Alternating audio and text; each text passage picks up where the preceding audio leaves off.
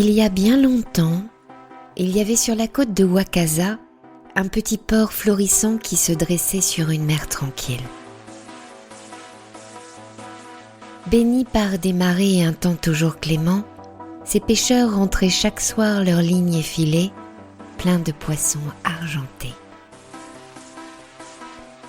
Les gens du village étaient si reconnaissants de leur bonne fortune qu'ils n'oubliaient jamais de remercier les nombreux dieux de l'océan. Chaque année, tous tiraient grand les portes de leur maison, ouvrant leur foyer chéri aux 4 vents.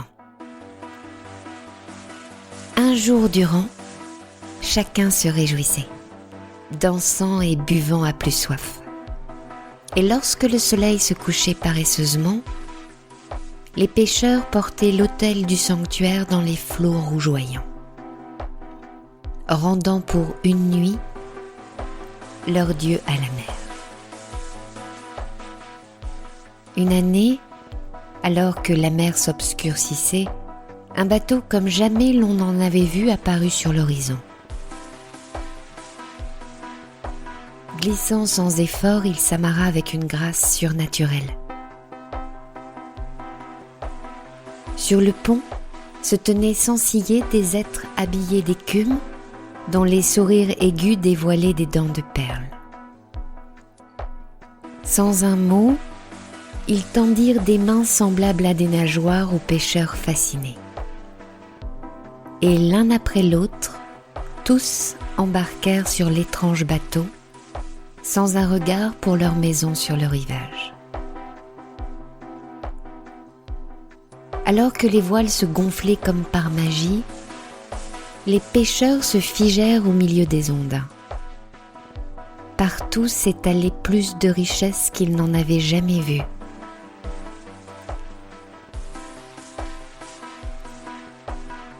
Comme des mouettes affamées, les humains s'éparpillèrent, touchant avidement les coraux les plus fins et à ballonnes iridescentes, sous le regard amusé de leur hôte silencieux. Alors que l'un des pêcheurs vagabondait stupéfait, il entendit soudain des gargouillements étouffés monter depuis la cale. Curieux, il s'approcha à pas de loup et ravala un cri. Un ondin torse nu, la peau recouverte d'une myriade d'écailles, se dressait parmi des marmites et un couteau à la main. Dans l'autre, il tenait fermement le plus bizarre des poissons. Le bas de son corps n'était que peau d'anguille, gluante comme une algue. Mais son autre moitié, dont le visage froissé évoquait un bébé en colère, était définitivement humaine. Avant qu'il ait pu faire un geste, le cuisinier avait déjà évidé et découpé la sirène, jetant morceau après morceau sur le gris fumant. Écœuré, l'homme rebroussa précipitamment chemin jusqu'à trouver ses amis dans une somptueuse salle de banquet, attablée avec les ondins devant des plateaux de nacre. Alors qu'il prenait place, tous remarquèrent immédiatement son visage dégoûté. Travaillant depuis si longtemps ensemble qu'ils se connaissaient par cœur. Mais déjà, le festin commençait.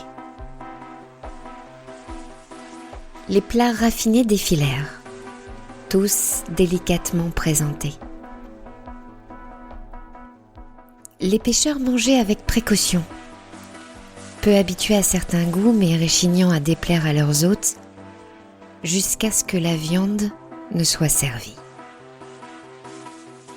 L'homme sentit son estomac se soulever. Il leva désespérément la tête et croisa le regard de ses amis.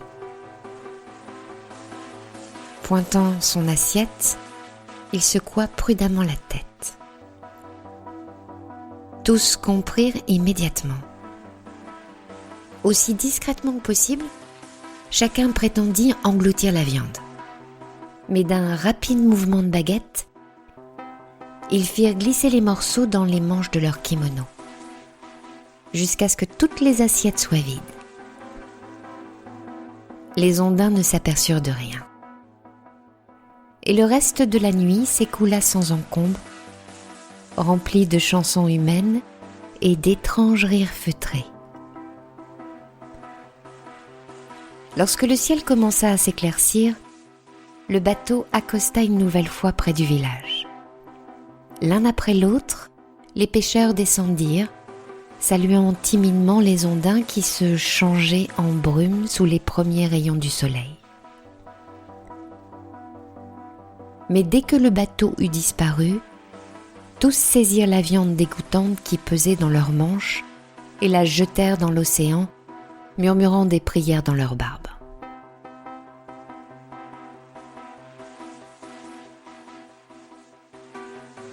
Tous sauf Takahashi, le plus jeune d'entre eux, qui fit simplement semblant de jeter le sien à l'eau avant de rentrer chez lui sur ses jambes avinées. Il rangea son morceau dans une boîte en souvenir de cette étrange soirée.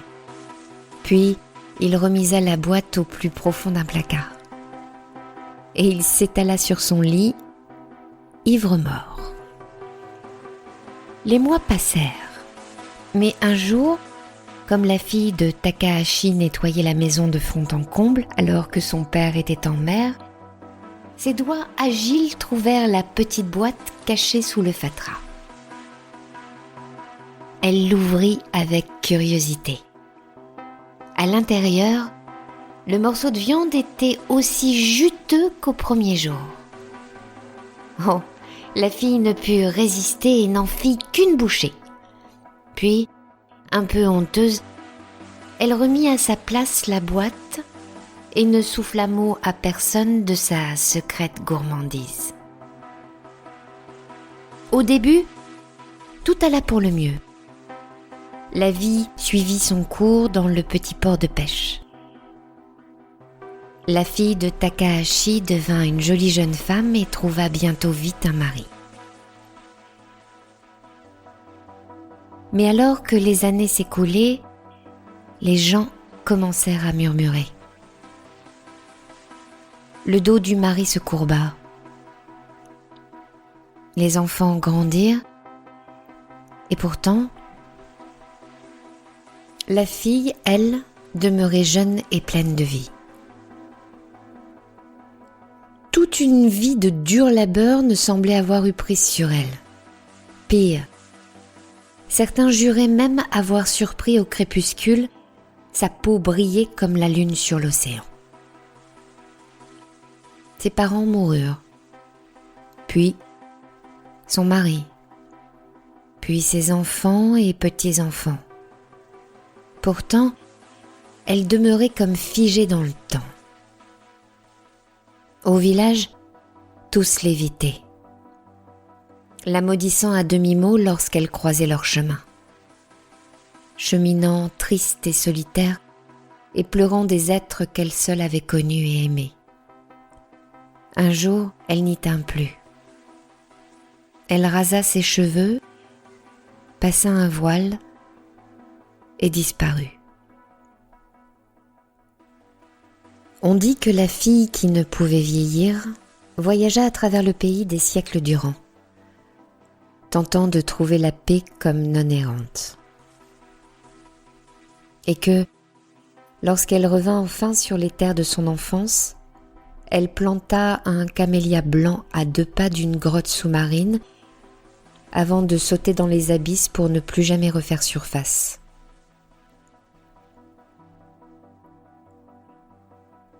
Telle fut la bénédiction de la chair de sirène.